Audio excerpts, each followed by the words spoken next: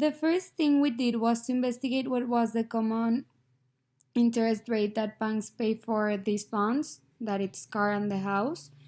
And we got that Banco Azteca, Inbursa, and Santander were the most common. And then we solved for the formula of M, that we got this one. And we use it for this equation, that it's for the monthly payment. And we got the average interest rate by summing up all the rates and then divided by 3. On the formula and change the input for the new value of years to do the operation.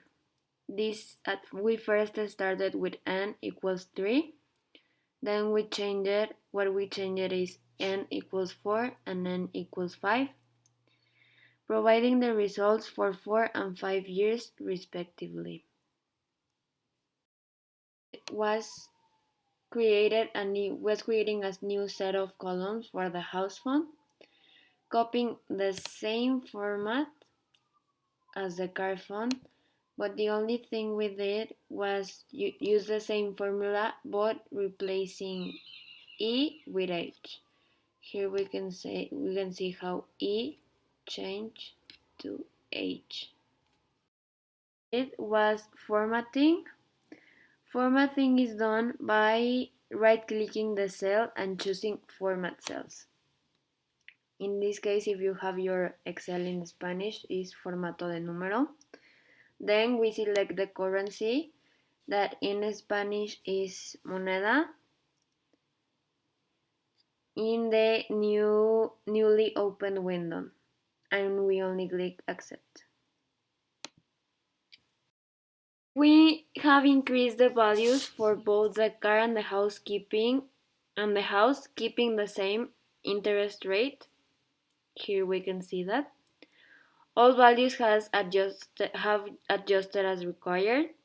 And remember, we use the yellow to indicate variables and green for results.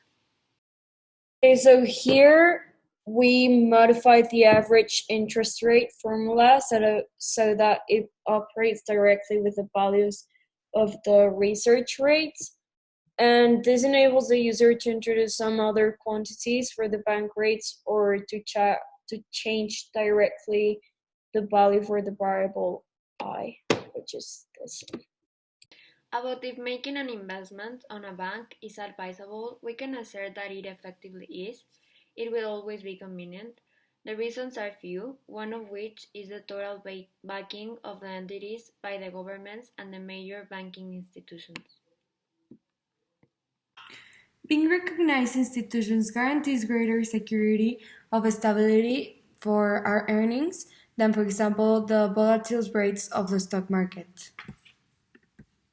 The downside is slower earnings because of the slower yielding rates, and in reality, one should also consider other risk factors like economic inflation to the calculation, and adjusting the formula, adding a term to take into account an inflation rate of 2.83% would be the way to go.